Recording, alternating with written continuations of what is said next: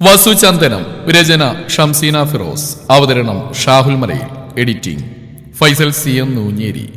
അയ്യോ പപ്പ, ഒരു കവർ കുറവുണ്ട്. മാളിൽ നിന്ന് പുറത്തേക്ക് ഇറങ്ങിയ ചിഞ്ചു കയ്യിലെ കവറുകളിലേക്ക് നോക്കിക്കൊണ്ട് പറഞ്ഞു. ശരിക്കും നോക്കടി. നോക്കി പപ്പ, ഒരെണ്ണം കുറവുണ്ട്. ചൈതുവിനെടുത്ത ഡ്രസ്സിൻ്റെയാ. ആ ചെറുക്കനെ അവിടെ ഇവിടെ വായി നോക്കി പാക്ക് ചെയ്യുമ്പോഴേ ഞാൻ കരുതിയതാ എന്തെങ്കിലും മിസ്സാവുന്നു. ഞാനിപ്പോ വരാം. പപ്പ ഇതൊക്കെ ഒന്ന് പിടിച്ചേ. അവന് മെക്കിട്ട് കയറിയത് കേട്ടോ. നേരാവണ്ണം കാര്യം പറഞ്ഞിട്ട് കവർ എടുത്തോണ്ട് പോര് കേട്ടോ. എബ്രാഹിം ചിഞ്ചു നീട്ടിയ കവറുകൾ വാങ്ങിച്ച് പിടിച്ചു. ഓ ശരി, എന്നാലും ഒരെണ്ണം പറയും എന്റെ സമാധാനത്തിന് വേണ്ടി. എബ്രാഹിം എന്തെങ്കിലും പറയുന്നതിന് മുന്നേ ചിഞ്ചു മാളിന്റെ അകത്തേക്ക് കയറിപ്പോയിരുന്നു. ആ കിട്ടി, വാ പോവാ. 1-2 മിനിറ്റുകൾക്കുള്ളിൽ ചിഞ്ചു പുറത്തേക്ക് വന്നു. എബ്രാഹിം പക്ഷെ അവളെ ശ്രദ്ധിച്ചില്ല. നോട്ടം മറ്റൊരു ഭാഗത്തേക്കായിരുന്നു. പരിചയമുള്ള ആരെയോ കണ്ട ഭാവം. അത് കണ്ട ചിഞ്ചു അങ്ങോട്ട് നോക്കി. നിറപുഞ്ചിരിയോടെ തങ്ങൾക്ക് നേരെ നടന്നു വരുന്ന സുമുഖനായ ചെറുപ്പക്കാരനെ കണ്ട് അവളുടെ മിഴികളിൽ അത്ഭുതം കൂറി. ചുണ്ടുകൾ പതിയെ ഉരുവിട്ടു. സണ്ണിച്ചൻ?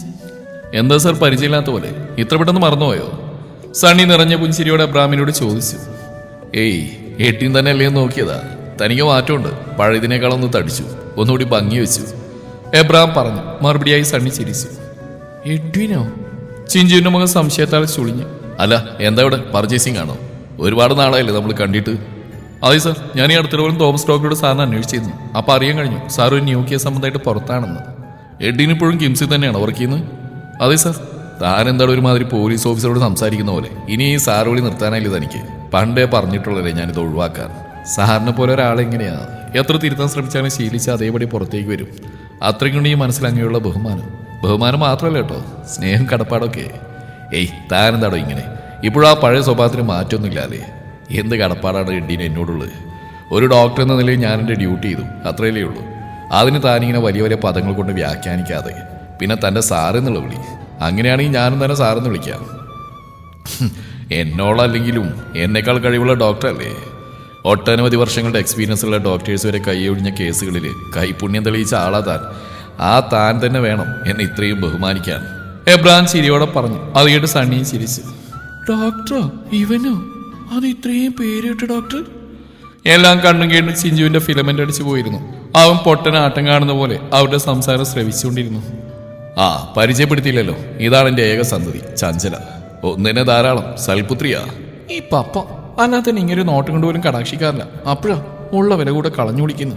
ഇവിടുത്തെ പപ്പയുടെ താനൊക്കെ. എബ്രാഹിം അവളെ ചേർത്ത് പിടിച്ച് സണ്ണിക്ക് പരിചയപ്പെടുത്തി കൊടുത്തതും അവൾ എബ്രാഹിമിനെ നോക്കി പിറുവിറുത്തു. അപ്പോൾ മാത്രമാണ് സണ്ണി ചിഞ്ചുവിന്റെ മുഖത്തേക്ക് നോക്കുന്നത്. ആ മുഖത്ത് അമ്പരപ്പുണ്ടായത് അവൾ അറിഞ്ഞു. അത് താൻ പപ്പയുടെ മകളാണെന്ന് അറിഞ്ഞുകൊണ്ടാവണമെന്ന് ഊഹിച്ചു അവൾ. ദെൻ ഓക്കെ ഡു, കാണാം. ഞാനതിൽ കുറച്ച് ഡേയ്സ് നാട്ടിൽ തന്നെ കാണും. ഈ അടുത്തെങ്ങാൻ നെക്സ്റ്റ് കേസ് എടുത്താ ഇവളെന്നെ ജീവനോടെ വെച്ചേക്കില്ല. മിനിമം ഒരു 1 മന്തെങ്കിലും ഇവിടെ കൂടെ സ്പെൻഡ് ചെയ്യണമെന്ന ഓർഡർ. കിംസിലേക്ക് വരുന്നുണ്ട് ഞാൻ. കാണാം കേട്ടോ. ഇപ്പൊ പോവാ. എബ്രാഹിം സണ്ണിക്ക് ഷേക്ക് ഹാൻഡ് നൽകി. ശേഷം ചിഞ്ചുവിനെയും കൂട്ടി മുന്നോട്ട് നടന്നു. ചിഞ്ചുവിനെന്തോ കാലുകൾ മുന്നോട്ടേക്ക് ചലിക്കാത്ത പോലെ. അവൾ തിരിഞ്ഞു നോക്കി. സണ്ണി മറുഭാഗത്തേക്ക് നടന്നു തുടങ്ങിയിരുന്നു. അവനൊരു കഫേക്കുള്ളിൽ മറയുന്നവൾ കണ്ടു. നീ എന്താടി ഈ തിരിഞ്ഞു മറിഞ്ഞു നോക്കുന്നത്? നിന്റെ വല്ലതും കളഞ്ഞു പോയോ? അതോ ഇനി കവറ് വീണ്ടും മിസ്സായോ? അതാരോ പപ്പ? ഏത്? ഇപ്പൊ പപ്പ സംസാരിച്ചില്ലേ, അതാരാണെന്നാ? ആ, അതോ? അത് ഞാൻ മുമ്പ് വർക്ക് ചെയ്തിരുന്നില്ലേ സിറ്റിയിലെ കിംസ് ഹോസ്പിറ്റൽ. അവിടുത്തെ ഡോക്ടറാ, gynaec department. Doctor Edwin Fernandez. മാത്രമല്ല, എഡ്വിനെ എനിക്ക് നേരത്തെ അറിയാം. പറഞ്ഞാൽ നീയും അറിയും. പപ്പയുടെ തറവാട് വീടിനടുത്തുള്ള മേടയിൽ വീടില്ലേ, അത് എഡ്വിന്റെ അമ്മച്ചിയുടെ തറവാട് വീടാ. ഏത്? ലൂസിഫർ പാപ്പന്റെയോ? ഐ മീൻ ലൂസി പാപ്പ എഡ്വിന്റെ വല്യപ്പച്ചനാണെന്നോ? അതായത് അവിടുത്തെ തെരേസ ആന്റി എഡ്വിന്റെ അമ്മച്ചിയാണെന്നല്ലേ? അതെ.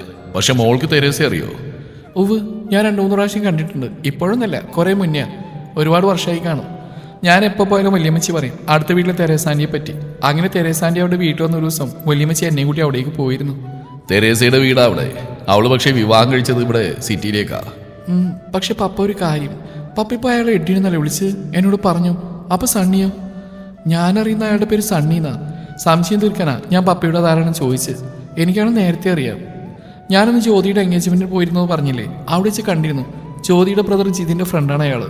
ഓഹോ, അപ്പൊ അതാണ് നേരത്തെ ഞങ്ങൾ സംസാരിക്കുമ്പോ ആകെ അന്തം വിട്ടെന്ന്. ഞാനെങ്കിലും നീ എന്താ വായോർക്കാത്തെന്ന്. അല്ലെങ്കിൽ ഞാൻ നിന്റെ ഗുണങ്ങൾ പറയുന്നതിന് മുന്നേ വലിയ വയല് പപ്പാന്ന് വിളിച്ച് അലറുന്ന പെണ്ണല്ലേ? എബ്രാഹിം ചിരിക്കാൻ തുടങ്ങി. പോ പപ്പ, സീരിയസ് ആയിട്ട് ഒരു കാര്യം ചോദിക്കുമ്പോഴാ പപ്പയുടെ ഒരു കളിയാക്കല്. ഞാൻ ചോദിച്ചതിന് മറുപടി പറ. നീ അന്ന് കണ്ട എഡ്വിനെ തന്നെയാ. ആള് മാറിയിട്ടൊന്നുമില്ല. എഡ്വിനെ വീട്ടിൽ വിളിക്കുന്ന പേരാണ് സണ്ണി എന്ന്. ഓ അങ്ങനെ. അപ്പൊ പപ്പയ്ക്ക് നേരത്തെ പറഞ്ഞ 2 വിധത്തിലാണ് സണ്ണിയെ പരിചയം അല്ലേ? ചിഞ്ചുവിന് എന്തൊക്കെയോ അറിയണമെന്നുണ്ടായിരുന്നു. ഉള്ളിൽ തോന്നുന്ന ഓരോന്നും അവൾ ഇടതടവില്ലാതെ ചോദിക്കാൻ തുടങ്ങി. അല്ല, വേറെ രീതിയിലും പരിചയമുണ്ട്. എന്റെ പേഷ്യന്റ് ആയിരുന്നു. ആര്? സണ്ണിയോ? ചിഞ്ചു ഞെട്ടിപ്പോയി. അല്ലടി, സണ്ണിയുടെ അമ്മച്ചി, നമ്മൾ നേരത്തെ പറഞ്ഞ തെരേസ. എന്നാ പിന്നെ ആദ്യം അതങ്ങ് പറഞ്ഞാൽ പോരായിരുന്നോ? ഒരു നിമിഷത്തേക്ക് മനുഷ്യനെ നല്ല ജീവനങ്ങ് പോയി കിട്ടി. ചിഞ്ചു നെഞ്ചിൽ കൈവച്ച് അബ്രാമിനെ നോക്കി കണ്ണുരുട്ടി. എൽസമോ, എന്തോ കരിഞ്ഞു മണക്കുന്നുണ്ടല്ലോ, എന്താണത്? വേഗം പപ്പയോട് പറഞ്ഞു. പപ്പയോട് പറയാനുള്ളതൊക്കെ ഞാൻ പറഞ്ഞോളാം. അതിന് പിന്നെ പപ്പ പറയാനുള്ളതൊക്കെ പറഞ്ഞാട്ടെ. എന്തായാലും തെരേസ ആൻറ്റിക്കെന്ന് ഞാൻ ചോദിക്കുന്നില്ല. പപ്പയുടെ പേഷ്യൻ്റ് ആയിരുന്നെങ്കിൽ അവരൊരു മാനസിക രോഗി ആയിരുന്നിരിക്കണം. പക്ഷേ എങ്ങനെ? വല്യമ്മച്ചി പറഞ്ഞ് ഞാൻ അറിഞ്ഞ തെരേസ ആൻറ്റി അങ്ങനെയൊന്നും ആയിരുന്നില്ലല്ലോ. ആയിരുന്നില്ല, അവൾ തീർച്ചയായും നോർമലായ ഒരു സ്ത്രീ ആയിരുന്നു. പക്ഷെ മനുഷ്യന്മാരുടെ കാര്യത്തിലെ മോളെ, സമനില കൈവിട്ടു പോകാൻ കൂടുതൽ നേരമൊന്നും വേണ്ട. നമുക്ക് താങ്ങാൻ കഴിയാത്ത ചില സംഭവങ്ങൾക്ക് നാം സാക്ഷിയാൽ മതി. ഒരിക്കലും സഹിക്കാനോ മറക്കാനോ കഴിയാത്ത വേദനകൾ ജീവിതത്തിൽ ഉണ്ടായാൽ മതി. തെരേസയ്ക്ക് 3 മക്കളാ. സണ്ണിക്ക് താഴെ 2 പെൺകുട്ടികൾ. സണ്ണി ഉണ്ടായിക്കഴിഞ്ഞ ഒരു 7-8 വർഷങ്ങൾക്ക് ശേഷമാണ് സെലീൻ ഉണ്ടാവുന്നത്. 1-2 വർഷങ്ങൾക്ക് പുറകെ ഇളയവളായ സാന്ദ്രയും. സാന്ദ്രയാണ് ചെറുതെങ്കിലും എല്ലാവർക്കും വാത്സല്യം കൂടുതൽ സെലീനോടായിരുന്നു. ലൂസി പാപ്പനെപ്പോഴും പറയും, സെലീൻ പിറന്നതിന് ശേഷമാണ് കുടുംബത്തിൽ സകലവിധ ഐശ്വര്യങ്ങളും ഉയർച്ചകളും ഉണ്ടായതെന്ന്. എല്ലാവിധ മേന്മകളുള്ള മോളാണ് അവളെന്ന്. പറഞ്ഞത് അപ്പടിയും ശരിയായിരുന്നു. എല്ലാവരും ഒരുപാട് ലാളിച്ചു. എങ്കിലും അവളൊരിക്കലും തന്നിഷ്ടക്കാരിയോ അഹങ്കാരിയായി മാറിയിരുന്നില്ല. വളരെ ഒതുക്കത്തോടും അടക്കത്തോടും മാത്രം പെരുമാറുകയും ജീവിക്കുകയും ചെയ്തു. പക്ഷേ അതെല്ലാം മാറ്റിമറിച്ച് അവളുടെ കോളേജ് ലൈഫായിരുന്നു. ഷൈൻ എന്നൊരു മുസ്ലിം പയ്യൻ അവളുടെ ജീവിതത്തിലേക്ക് കടന്നു വന്നതിന് ശേഷമായിരുന്നു. അവളല്ലാതെയാക്കി മാറ്റി. അവനോടുള്ള ഭ്രാന്തമായ സ്നേഹത്തിൽ അവൾ മറ്റെല്ലാം മറന്നു. അവളെ ജീവനതുല്യം സ്നേഹിക്കുന്ന അവളുടെ അപ്പനെ, അമ്മച്ചിയെ, സണ്ണിയെ, സാന്ദ്രയെ, വളർന്നു വന്ന വീടിനെ, ചുറ്റുപാടിനെ, അങ്ങനെ എല്ലാത്തിനെയും മറന്നുകൊണ്ട് അവൾ അവനെ പ്രണയിച്ചു. വൈകാതെ തന്നെ അവളുടെ വീട്ടിൽ ഷൈൻ്റെ കാര്യങ്ങൾ അറിഞ്ഞു. സണ്ണി അവളെ ഒരുപാട് ഉപദേശിച്ചു. അതിൽ നിന്ന് പിന്തിരിപ്പിക്കാൻ ശ്രമിച്ചു. അവൾ അങ്ങനെ ഒരു പ്രണയത്തിൽ അകപ്പെട്ടു എന്ന് അവർക്ക് വിശ്വസിക്കാൻ കഴിയുന്നതിലപ്പുറമായിരുന്നു. പക്ഷേ സണ്ണി പല സ്ഥലത്ത് വെച്ചും സെലീനെ ഷൈനൊപ്പം കണ്ടിരുന്നു. ഉപദേശിക്കാൻ ചെന്നപ്പോൾ അവളിൽ നിന്നുണ്ടായ തർക്കുത്തരവും പൊട്ടിത്തെറിയും സണ്ണി അവളെ അടിക്കാൻ പ്രേരിപ്പിച്ചു. നെഞ്ചുപൊടിയുന്ന വേദനയിൽ അവൻ ആദ്യമായിട്ട് സെല്ലിന് നേരെ കൈ ഉയർത്തി. എന്നാലും അടിച്ചില്ല. ഒന്നും നുള്ളി നോവിക്കാൻ പോലും കഴിയായിരുന്നില്ല അവൻ അവളെ. അങ്ങനെ കണ്ണിലെ കൃഷ്ണമണി പോലെ കൊണ്ടുനടന്നതാ. അവളുടെ അപ്പം ഫെർണാണ്ടസ് അവളെ പറഞ്ഞു മനസ്സിലാക്കാൻ ശ്രമിച്ചു. പക്ഷെ അവൾ വാശി തന്നെ നിന്നു. എന്തു വന്നാലും ഷൈനെ മറക്കാൻ കഴിയില്ലെന്ന് ഉറപ്പ് പറഞ്ഞു. നിയന്ത്രണം വിട്ട ഫെർണാണ്ടസ് അവൾ ഒരുപാട് പ്രഹരിച്ചു. സണ്ണിക്കൊന്നും കണ്ടെടുക്കാൻ കഴിയായിരുന്നില്ല. അവളുടെ സന്തോഷം അതാണെങ്കിൽ അത് നടന്നോട്ടെ എന്ന് കരുതി ഷൈനെ കാണാൻ അവൻ്റെ വീട്ടിലേക്ക് ചെന്നു. പക്ഷെ അവിടുത്തെ അവസ്ഥയും മറിച്ചില്ലായിരുന്നു. സെലിനോട് എന്താണോ വീട്ടുകാർ പറയുകയും പ്രവർത്തിക്കുകയും ചെയ്ത് അത് തന്നെയാണ് ഷൈനോട് അവൻ്റെ വീട്ടുകാരും ചെയ്തത്. കാര്യം പറഞ്ഞൊരു തീരുമാനം ഉണ്ടാക്കാൻ ചെന്ന സണ്ണി അവരെ ആക്ഷേപിച്ചു വിട്ടു.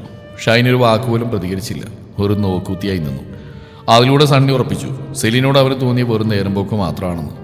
ഫെർണാണ്ടസ് അറിയാതെയാണ് സണ്ണി ഷൈനിൻ്റെ വീട്ടിലേക്ക് പോയത്. കാര്യം അറിഞ്ഞപ്പോൾ ഫെർണാണ്ടസ് സണ്ണിയോട് കയർത്തു. അവനും അവൻ്റെ വീട്ടുകാരൻ സമ്മതിച്ചിരുന്നെങ്കിൽ തന്നെ താൻ സമ്മതിക്കില്ലായിരുന്നെന്ന് അയാൾ ഉറപ്പിച്ചു പറഞ്ഞു. അങ്ങനെ ഒരു അന്യമതക്കാരനെ കെട്ടിച്ചു കൊടുക്കാൻ വേണ്ടിയല്ല മകളെ വളർത്തി ഇത്രയും വലുതാക്കിയെന്ന് അയാൾ കൂട്ടിച്ചേർത്തു. ഷൈനിൻ്റെ അവൻ്റെ വീട്ടുകാരനെയും സമീപനം ഏത് രീതിയിലായിരുന്നു എന്ന് സണ്ണി സെലിനോടും പറഞ്ഞു. അതുവഴിയെങ്കിലും അവളെ പിന്തിരിപ്പിക്കായിരുന്നു അവൻ കരുതിയത്. പക്ഷെ അവൾ പിന്മാറിയില്ലെന്ന് മാത്രമല്ല, എന്തു വന്നാലും ഷൈനെ മറക്കാൻ കഴിയില്ലെന്നും അവനൊരിക്കലും തന്നെ കൈയൊഴിയില്ലെന്നും പറഞ്ഞു. അവൾ അവനിൽ അത്രമാത്രം വിശ്വാസം അർപ്പിച്ചിരുന്നു. അവളുടെ വിശ്വാസം സത്യമായിരുന്നു. വീട്ടുകാരുടെ എതിർപ്പിനെ പോലും മറന്നുകൊണ്ട് ഷൈൻ സെലിനെ വിളിക്കാൻ വീട്ടിലേക്ക് വന്നു. തൻ്റെ ഒപ്പം ഇറങ്ങി വരണമെന്നായിരുന്നു അവൻ്റെ ആവശ്യം. സെലിൻ യാതൊരു മടിയും കാണിച്ചില്ല. അവൻ്റെ ഒപ്പം പോകാൻ തുനിഞ്ഞു. പക്ഷേ ഫെർണാണ്ടസ് അനുവദിച്ചില്ല. അല്ലെങ്കിലും മകൾ അമിതമായിട്ട് സ്നേഹിക്കുന്ന ഏതൊരു പിതാവിനാണ് അതിന് കഴിയുക? അവനൊരു അന്യമസ്ഥനാണെന്നുള്ള പോട്ടെ, ഒരു ജോലിയുണ്ടോ, വരുമാനമുണ്ടോ? വീട്ടുകാർ പോലും ധിക്കരിച്ചിട്ടാ അവൾ ഇറക്കിക്കൊണ്ടുപോകാൻ വന്ന്. കേവലം 21 വയസ്സുള്ളൊരു പയ്യൻ. എന്ത് ധൈര്യത്തിലാ സെലിൻ അവൻ്റെ കൂടെ പറഞ്ഞു വിടുക? ഒരു തരത്തിലും ഫെർണാണ്ടസ് അതിനോട് യോജിക്കാൻ തയ്യാറായില്ല. നിരാശയോടെ ഷൈൻ വീട്ടിൽ നിന്ന് ഇറങ്ങിപ്പോകുമ്പോൾ സെലിൻ ഉറക്കെ കരഞ്ഞു. ഫെർണാണ്ടസിന് അവളുടെ കരച്ചിൽ സഹിക്കാൻ കഴിയാവുന്നതിലപ്പുറമായിരുന്നു. എന്നിട്ട് അവളുടെ നല്ല ഭാവിക്കെത്തി അയാൾ മനസ്സിനെ കല്ലാക്കി. അടുത്ത നിമിഷം തന്നെ സെലിൻ മുകളിലേക്ക് ഓടിപ്പോയി. അവൾ അരുതാത്ത നിലയും ചെയ്യാൻ തോന്നിയുണ്ടാവാം. തെരേസയും സണ്ണി അവൾക്ക് പുറകെ മോളെ നിന്ന് വിളിച്ച് ഓടിച്ചെന്ന്. പക്ഷേ അപ്പോഴേക്കും അവൾ ടെറസിൻ്റെ അരമതിലേക്ക് കയറുകയും താഴേക്ക് എടുത്തിയാടുകയും ചെയ്തിരുന്നു. അന്നൊരു നിലവിളിയോടെ ബോധം മറിഞ്ഞു വീണതാണ് തെരേസ. അല്ലേലും ഏത് മാതൃഹൃദയത്തിനാ സ്വന്തം മകളുടെ വിയോഗം താങ്ങാൻ കഴിയുക, അതും കൺമുമ്പിൽ വെച്ച്? സമനില പാടെ നഷ്ടപ്പെട്ടു പോയിരുന്നു. ആ സമയത്ത് ഞാൻ കിംസിലുണ്ട്. തെരേസൻ്റെ അടുത്തേക്ക് കൊണ്ടുവരുമ്പോൾ സണ്ണിയുടെ കണ്ണുകളിൽ യാചനാഭാവമായിരുന്നു. കൈവിടലേ സാർ എന്നുള്ള യാചന. മുഴുവനായിട്ട് ഉറപ്പ് നൽകാൻ എനിക്ക് കഴിഞ്ഞില്ല. കാരണം വല്ലാത്തൊരു തരം മാനസിക വിഭ്രാന്തിക്ക് അടിമപ്പെട്ടിരുന്നു തെരേസ അന്ന്. പക്ഷേ ഞാൻ എൻ്റെ കഴിവിൻ്റെ പരമാവധി ശ്രമിച്ചു. പുതിയ പഠനങ്ങളും മെഡിസിനുമായിട്ട് പുറരാജ്യങ്ങളുടെ ഫ്രണ്ട്സിനെ കോൺടാക്ട് ചെയ്തു. പക്ഷെ അതുകൊണ്ടൊന്നും കൂടുതൽ പ്രയോജനം ഉണ്ടായില്ല. ഒടുക്കം വിശദ വിവരങ്ങൾക്കായിട്ട് എനിക്ക് അമേരിക്കയിലേക്ക് തന്നെ പോവേണ്ടി വന്നു. പോകുമ്പോൾ തെരേസയെ തോമസ് ഡോക്ടറെ ഏൽപ്പിച്ചിട്ടാണ് പോയത്. പുള്ളിയും സെയിം ഡിപ്പാർട്ട്മെൻറ്റ് തന്നെയാണ്. പക്ഷെ ഞാൻ വരുമ്പോഴേക്കും തെരേസയേക്കാളും ക്ഷീണിച്ച സണ്ണിയായിരുന്നു. സെലീനെ നഷ്ടപ്പെട്ടു, ഒപ്പം തെരേസയുടെ അവസ്ഥയും. ആ ടൈമിൽ അവൻ പഠനം പൂർത്തിയാക്കി കിംസിൽ പ്രവേശിച്ചിരുന്നു. തുടക്കത്തിൽ തന്നെ അവൻ പേരെടുത്തൊരു ഡോക്ടറായി മാറിയിരുന്നു. അങ്ങനെയുള്ള അവൻ്റെ തളർച്ചയും മാറ്റമൊക്കെ എന്നെപ്പോൾ തന്നെ ഹോസ്പിറ്റലിലെ മറ്റ് ഡോക്ടേഴ്സിനെയും സ്റ്റാഫിനെയും എന്തിന് അവൻ്റെ പേഷ്യൻസിനെ വല്ലാതെ വിഷമത്തിലാക്കി. ഒടുക്കി എനിക്ക് അവനെയും കൗൺസിലിങ്ങിന് വിധേയമാക്കേണ്ടി വന്നു. ചുരുങ്ങിയ നാളുകൊണ്ട് തന്നെ സണ്ണി പഴയ സണ്ണിയായി മാറി. തെരേസയെ 1 വർഷത്തോളം ഞാൻ ചികിത്സിച്ചു. ഒരു ഉറപ്പില്ലാത്ത കേസായിരുന്നു തെരേസയുടേത്. പക്ഷേ വിജയം കണ്ടു. ഒരുപക്ഷെ സണ്ണിയുടെ പ്രാർത്ഥനയുടെയും പരിശ്രമത്തിൻ്റെയും ഫലമായിരിക്കാം. ആ നാളുകളിൽ സണ്ണിക്കൊപ്പം അവൻ്റെ ഒരു സുഹൃത്തു കൂടെ ഉണ്ടായിരുന്നു. പേര് ഞാൻ ഓർക്കുന്നില്ല. ഒരുപക്ഷെ സണ്ണിയേക്കാളും കൂടുതലായിട്ട് തെരേസക്കൊപ്പം നിന്നും അവളെ പരിചരിച്ചൊക്കെ അവനായിരിക്കണം. സ്വന്തം മകനേക്കാൾ സ്നേഹത്തോടെയും ഉത്തരവാദിത്തോടെയും അവൻ തെരേസയോട് പെരുമാറി. സെലിം പോയെന്നാലും ആ വിഷമം അവർ സാന്ദ്രയിലൂടെ മറക്കാൻ ശ്രമിക്കുക. ഇപ്പം സാന്ദ്രയാ അവരുടെ എല്ലാം. അവരുടെ കളിചേരികളും സന്തോഷങ്ങളാണ് അവർക്ക് മറ്റെന്തിനേക്കാളും മുഖ്യം. അവൾ സെലിനെ പോലെ ആയിരുന്നില്ല. ചെറുപ്പത്തിലെ കുറുമ്പിയ നിന്നെപ്പോലെ. എന്നാലും സണ്ണി എല്ലാത്തിനും വളമിച്ചു കൊടുക്കാറില്ല. സ്നേഹിക്കേണ്ടത് സ്നേഹിക്കുന്നു, ശാസിക്കേണ്ടത് ശാസിക്കുന്നു. അതൊരു പക്ഷേ അമിതമായി സ്നേഹിച്ച എല്ലാത്തിനും പ്രോത്സാഹനം നൽകിയ ഒരു സുപ്രഭാതത്തിൽ അവളും സെലിനെ പോലെയായി മാറുമെന്നും ഭയന്നിട്ടാ. ഇതിപ്പോൾ ഈ സംഭവം കഴിഞ്ഞ് 3-4 വർഷങ്ങളായിരിക്കുന്നു. സണ്ണി ഇപ്പോൾ പഴയതിനേക്കാളും മികച്ച ഡോക്ടറാ. എബ്രാം ഒരു ദീർഘശ്വാസത്തോടെ പറഞ്ഞു നിർത്തി. ഇത്രയൊക്കെ സംഭവിച്ചിരുന്നു അവരുടെ ജീവിതത്തിൽ? കേട്ടിട്ടെന്ന് വിഷമം പോലെ തോന്നുന്നു പപ്പ. എന്നാലും സെലിന് അങ്ങനെ ബുദ്ധിമോശം കാണിക്കണ്ടായിരുന്നു. ഒരു നിമിഷത്തെ തോന്നൽ ചെയ്തു പോയതാവും. എന്നാലും അവൾ പ്രാണനോളം സ്നേഹിക്കുന്ന എത്ര പേരായിരുന്നു അവൾക്ക് ചുറ്റും. എത്ര പേരാ അവൾ കാരണം വേദനിച്ചും തളർന്നു പോയത്. മരണപ്പെട്ടു പോയവളാണ്. എങ്കിലും ചിഞ്ചിനെവിടെയോ സെലിനോട് ദേഷ്യം തോന്നി. അതൊന്നും പറഞ്ഞിട്ട് കാര്യമില്ല. അവൾ മാത്രമല്ല, എത്ര പേരാ അങ്ങനെ. പ്രണയം തലക്ക് പിടിച്ചു കഴിഞ്ഞാൽ പലരും അന്ധന്മാരാ. ബുദ്ധി പറയുന്ന കേൾക്കില്ല, മനസ്സ് പറയുന്ന മാത്രമേ കേൾക്കൂ. എൻ്റെ മോളൊരു കാലത്ത് ഇങ്ങനെയൊന്നും ചെയ്തേക്കരുത് കേട്ടോ. അവസാനം പറഞ്ഞൊരു കളിയാക്കലുണ്ടായിരുന്നു. പിന്നെ അതിന് ഞാനിവിടെ പപ്പ പറഞ്ഞ പോലെ അന്ധമായിട്ട് പ്രണയിച്ചിറക്കിയല്ലേ. അഥവാ പ്രണയിച്ചാൽ തന്നെ ഒരു കാലത്ത് ഇങ്ങനെയുള്ള വിട്ടിത്തരൊന്നും ഞാൻ കാണിക്കില്ല. വേറൊന്നും കൊണ്ടല്ല, അങ്ങനെ ഇപ്പം ഞാൻ പരലോകത്തേക്ക് എത്തിയിട്ട് പപ്പയുടെ സൂഹിക്കണ്ട. ഈ പറഞ്ഞ ടൈപ്പിലല്ലെങ്കിലും മറ്റൊരു രീതിയിൽ നീ പ്രണയിക്കുന്നില്ലേ? അത് നീ എന്നോട് സൂചിപ്പിച്ചിട്ടുള്ളതാണല്ലോ. അതൊക്കെയാണ് എന്നെഴുതി. ഞാൻ പ്രേമിക്കുന്നവനെ എനിക്ക് കിട്ടിയില്ലെന്നേരി ഞാൻ ചാവരന്ന് പോകുന്നില്ല. പപ്പ ഒരിക്കലും പപ്പൻ്റെ രാഗങ്ങൾക്ക് എതിരെ നിൽക്കുന്നത് എനിക്കറിയാം. പിന്നെ ഞാനെന്തിനാ പപ്പ പേടിക്കുന്നേ? മതി സംസാരിച്ച് നേരം പോയി തറഞ്ഞില്ല. ഇനി നിന്ന് ലേറ്റാക്കിയാലേ ബീച്ച് ഞാൻ ക്യാൻസൽ ചെയ്യേ. ഇരുട്ടുന്നതിന് മുന്നേ അങ്ങ് എത്തണം. ഇല്ലേ നിന്റെ വല്യമ്മച്ചിയുടെ വായിലിരിക്കുന്ന മുഴുവൻ ഞാൻ കേൾക്കേണ്ടി വരും. അയ്യോ ക്യാൻസൽ ചെയ്യല്ലേ. നൈറ്റ് ഷോയും കൂടെ കാണിക്കാതെ പപ്പ എനിക്ക് വാക്ക് വന്നാ. പ്ലീസ് പപ്പ, ഞാൻ തീ കയറി. പപ്പ വണ്ടി എടുത്തോ? അലി വേണ്ട, വണ്ടി ഞാൻ എടുത്തോളാം. പപ്പ കയറിയാട്ടെ. ചിഞ്ചി എബ്രാമിന്റെ കയ്യിൽ നിന്ന് കീ വാങ്ങിച്ച് ഡ്രൈവർ സീറ്റിലേക്ക് കയറി. എബ്രാം വന്ന് കയറിയത് അവൾ കാർ സ്റ്റാർട്ട് ചെയ്തു. അയ്യോ അത് ഞാൻ ചന്തുവിന്റെ വീട്ടിലല്ല, വല്യമ്മച്ചിയുടെ അടുത്തായിപ്പോ. അതായത് പപ്പയുടെ വീട്ടില്. അവിടുന്ന് പോകുന്നിട്ട് 2 ദിവസമായി. അപ്പൊ എന്താ മോനെ ചെയ്യാ? നീ ചന്ദനയുടെ വീട്ടിൽ തന്നെ ഉണ്ടെന്ന് എഴുതി ഞാൻ വിളിച്ച്. 2 ദിവസമായി അവളെ കാണാതെ. എന്തു പറ്റി?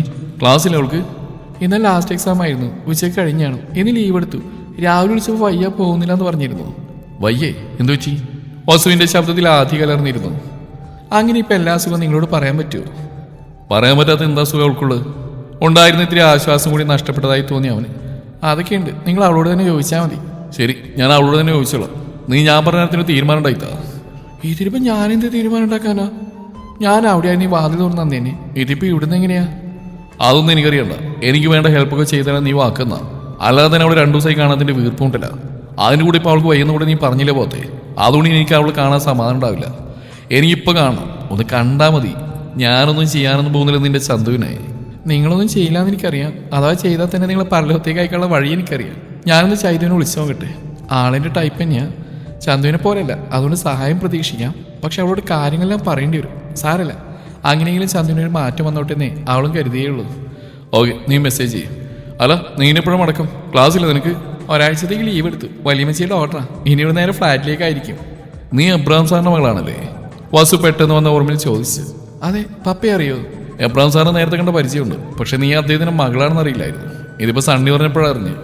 വേറെന്തെങ്കിലും പറഞ്ഞു സണ്ണി? ചോദിക്കുമ്പോൾ വളരെ ആകാംക്ഷയുണ്ടായിരുന്നു അവള്. വേറെന്ത് പറയാൻ? നിന്റെ പപ്പയുടെ മകളാണ് നീ എന്ന് പറഞ്ഞില്ലെന്ന് പറഞ്ഞു. അദ്ദേഹത്തിൻ്റെ ഒരു ഗുണവും നിനക്ക് കിട്ടിയിട്ടില്ലെന്നും. അത് പറയാൻ അവനാരാ? ഇല്ല, ഡോക്ടറാണെന്ന് എൻ്റെ ഹുങ്കായിരിക്കും. എനിക്കൊരു ഗുണമില്ലെങ്കിൽ ഞാൻ സഹിച്ചു. അവന് നഷ്ടമൊന്നുമില്ലല്ലോ. അവളുടെ ശബ്ദത്തിൽ ദേഷ്യം. അത് മറ്റെന്തോ പ്രതീക്ഷിച്ചുകൊണ്ടായിരുന്നു. വസ്തുവാണെങ്കിൽ അവളുടെ സ്വരം ഉയർന്നു കേട്ടപ്പോഴേ ചിരിക്കാൻ തുടങ്ങിയിരുന്നു.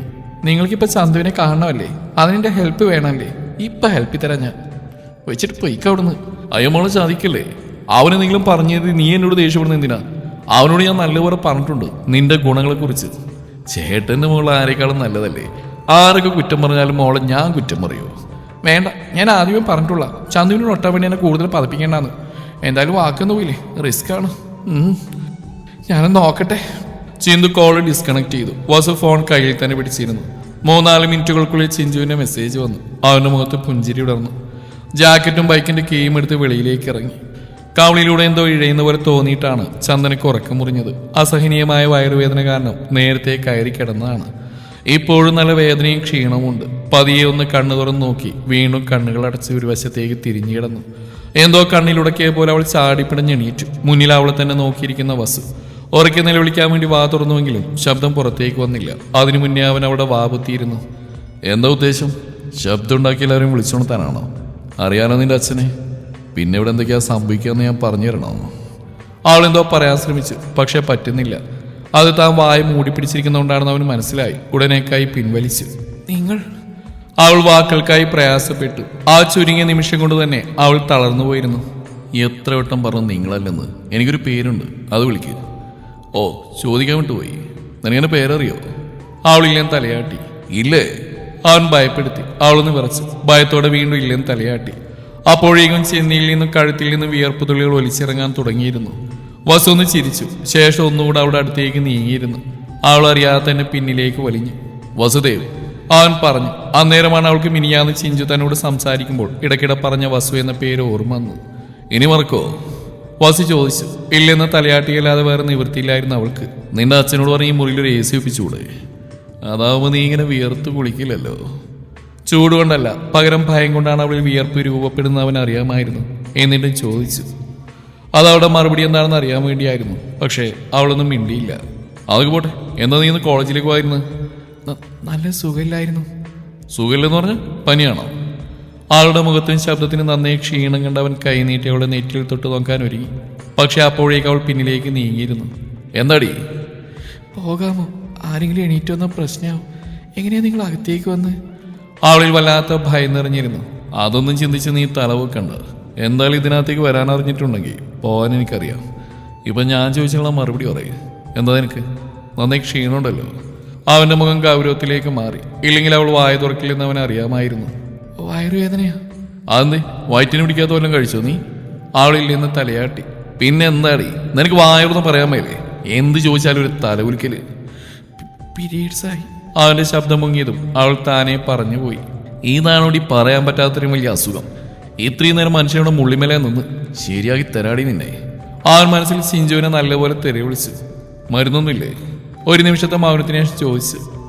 പറയുമ്പോൾ അവളുടെ കണ്ണുകൾ മേശമേലുള്ള ഇഞ്ചിയും ഉലവയും തിളപ്പിച്ച വെള്ളത്തിലേക്ക് നീണ്ടിരുന്നു. അതുകൊണ്ട് അവനും നോക്കി. ഇതല്ല മെഡിസിൻ ഇല്ലേന്ന്? ഇല്ല, വേദന പതിവുള്ളതാ. അത് കുടിച്ചാൽ മാറ്റുണ്ടാവാറുണ്ട്. ഇപ്പോഴും വേദനയുണ്ടോ? അവളില്ലെന്ന് തലയനക്കി. അതുകൊണ്ട് അവൻ അവളെ തറപ്പിച്ച് നോക്കി. അവൾ അപ്പോൾ തന്നെ ഇല്ലെന്ന് വായ തുറന്ന് പറഞ്ഞു. ഇല്ലേ?